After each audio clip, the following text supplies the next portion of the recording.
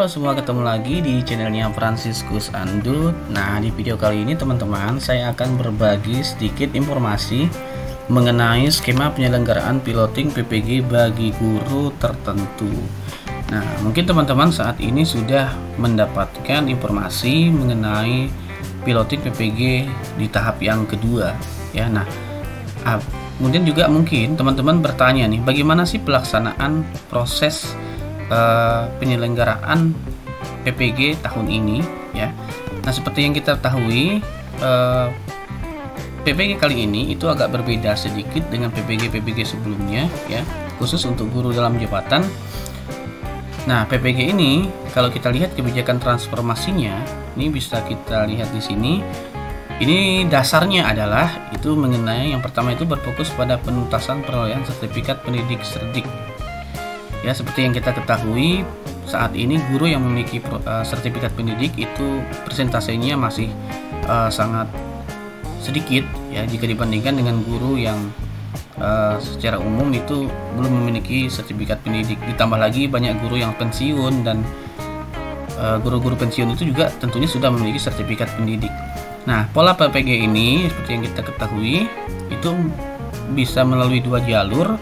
Yang pertama itu ada PPG prajabatan dan PPG dalam jabatan atau PPG guru tertentu. Nah, PPG guru prajabatan ini dasarnya adalah Permendikbudristek nomor 53 tahun 2023 ya.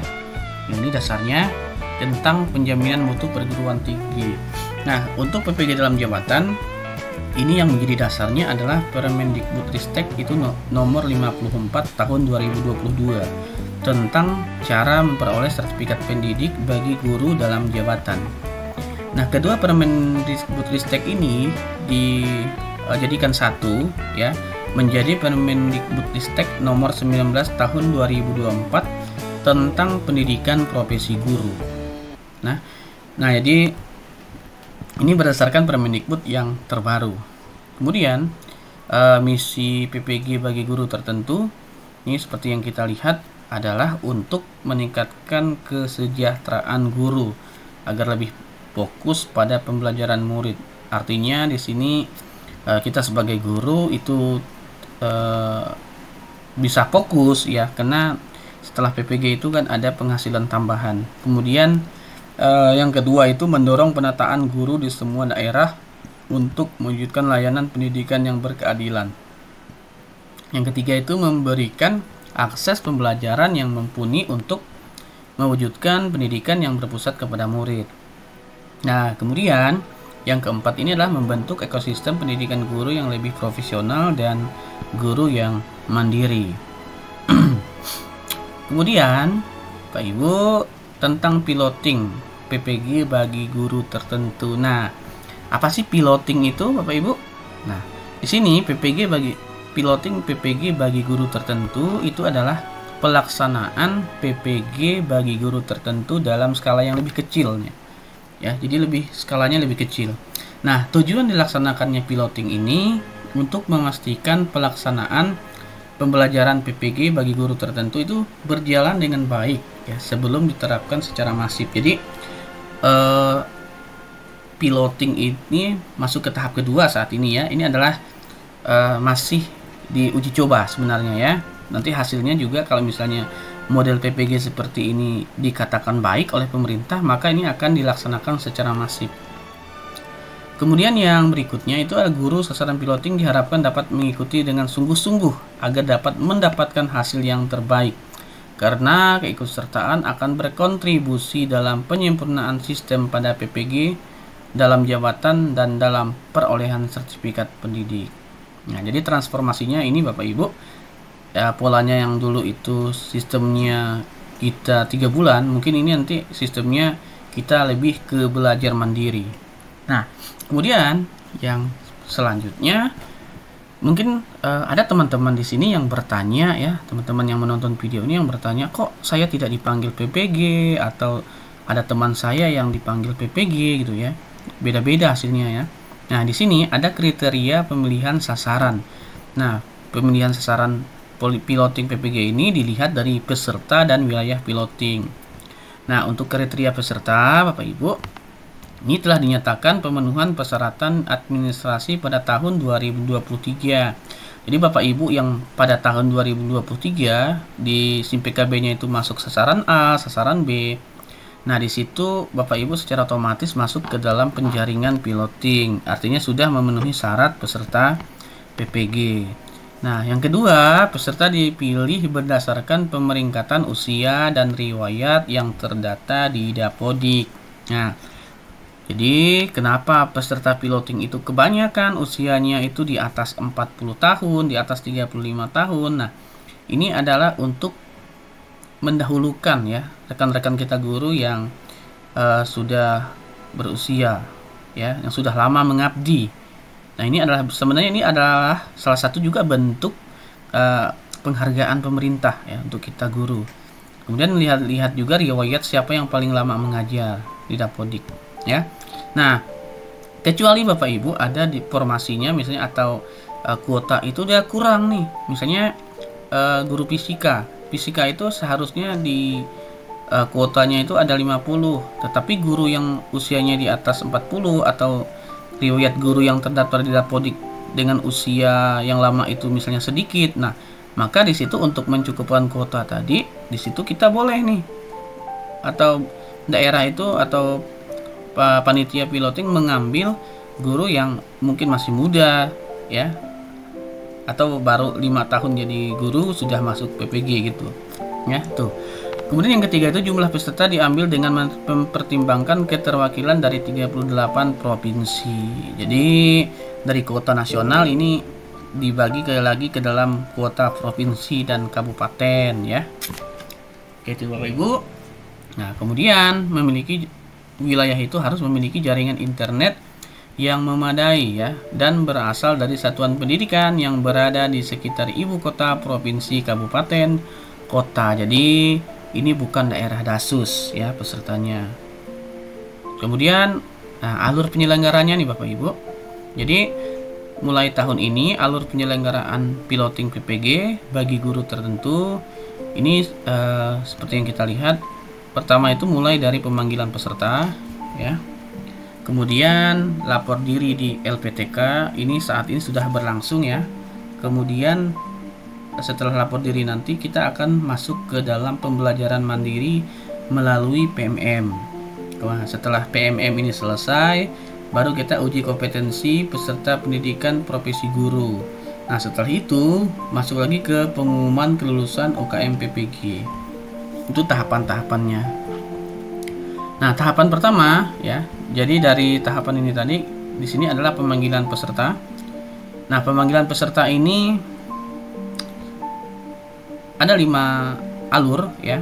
Yang pertama itu guru sasaran piloting menerima notifikasi dari SIM PKB.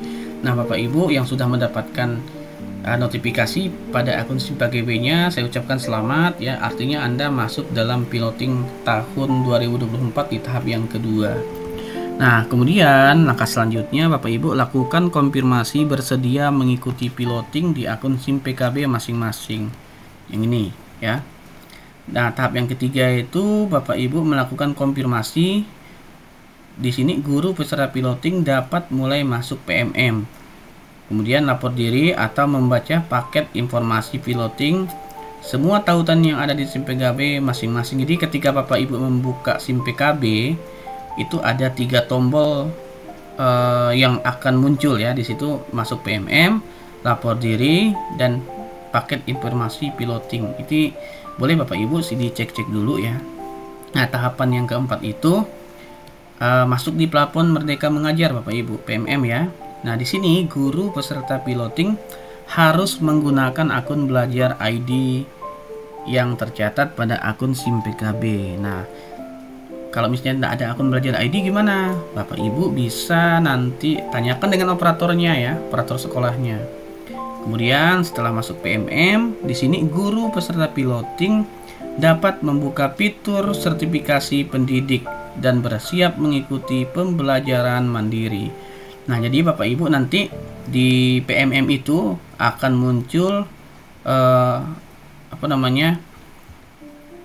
tombol untuk masuk ke sertifikasi. Jadi di sini belum muncul ya, nanti akan muncul sendirinya. setelah proses maintenance itu selesai ya. Jadi nanti di sini ada sertifikasi ya muncul. Nah, di situ Bapak Ibu proses pendidikan PPG-nya akan melalui PMM di sini tadi. Oke.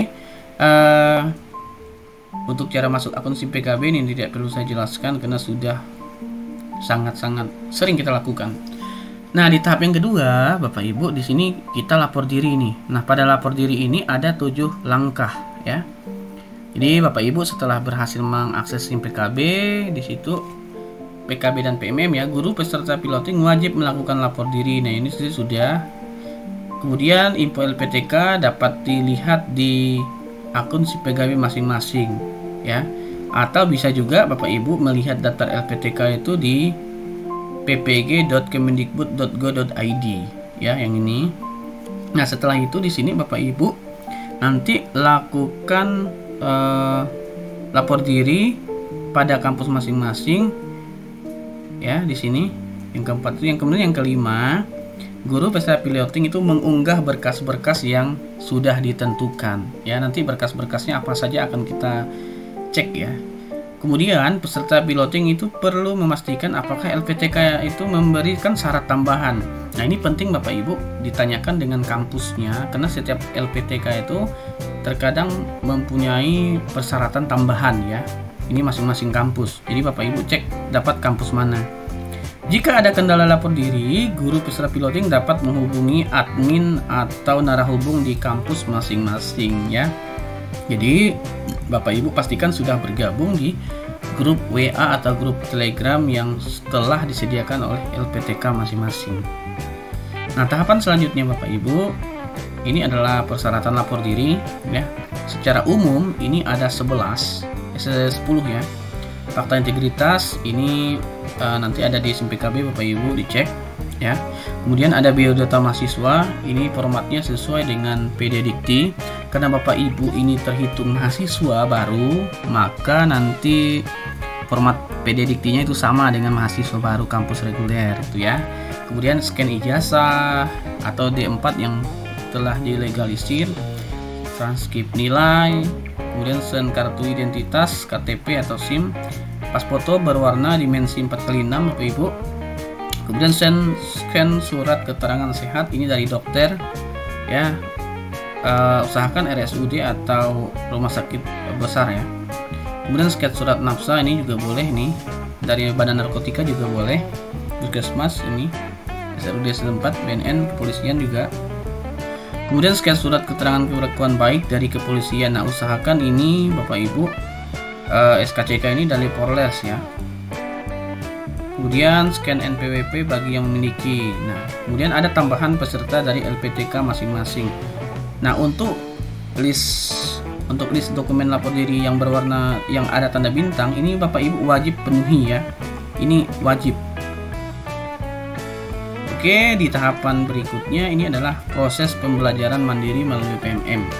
Nah, ini Bapak Ibu pembelajaran mandiri melalui PMM ini perlu Bapak Ibu ketahui ya. Jadi ada 5 tahapan di sini.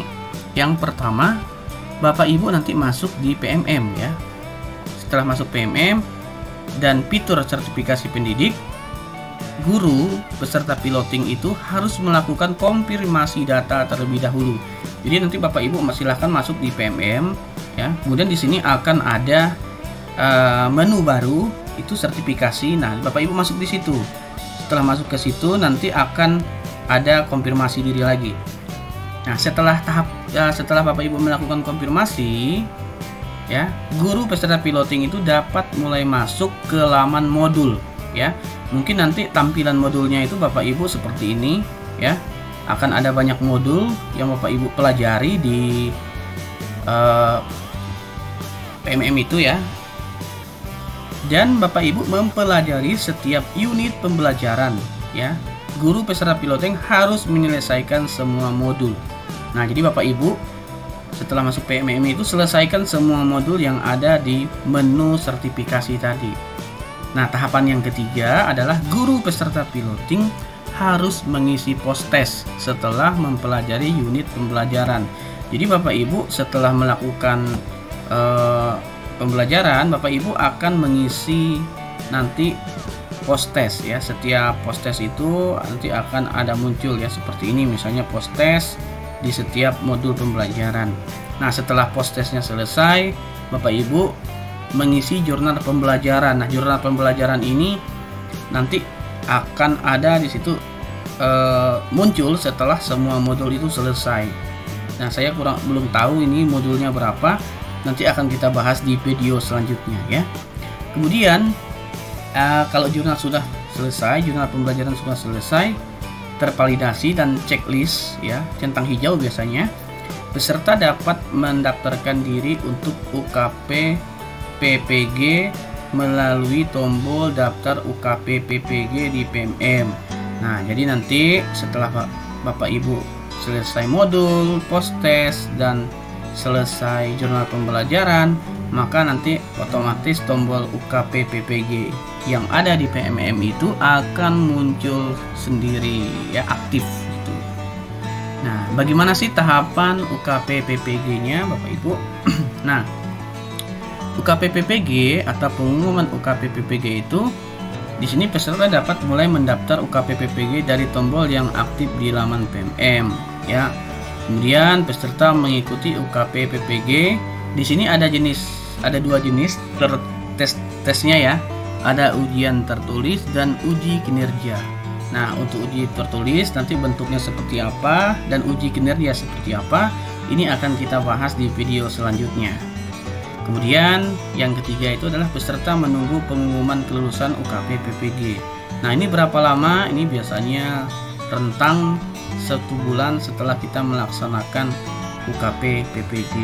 Nah, jika peserta tidak lulus UKP PPG, maka peserta perlu mengikuti ujian kembali atau retaker ya. Nah, di sini Bapak Ibu kalau misalnya tidak lulus ujian, tidak perlu mengulang ke materi lagi ya di prosesnya, tetapi nanti Bapak Ibu siapkan saja pengetahuan atau tenaganya untuk retaker ya, atau ujian ulang. Ini akan dijadwalkan biasanya. Nah, itu saja Bapak Ibu untuk videonya. Jika ada pertanyaan silahkan ketik di kolom komentar. Kemudian bisa juga melalui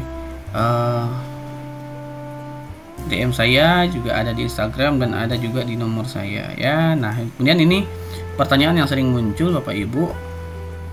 Ini ya, beberapa pertanyaan yang sering muncul. Mekanisme pembelajaran. Nah, ini ya.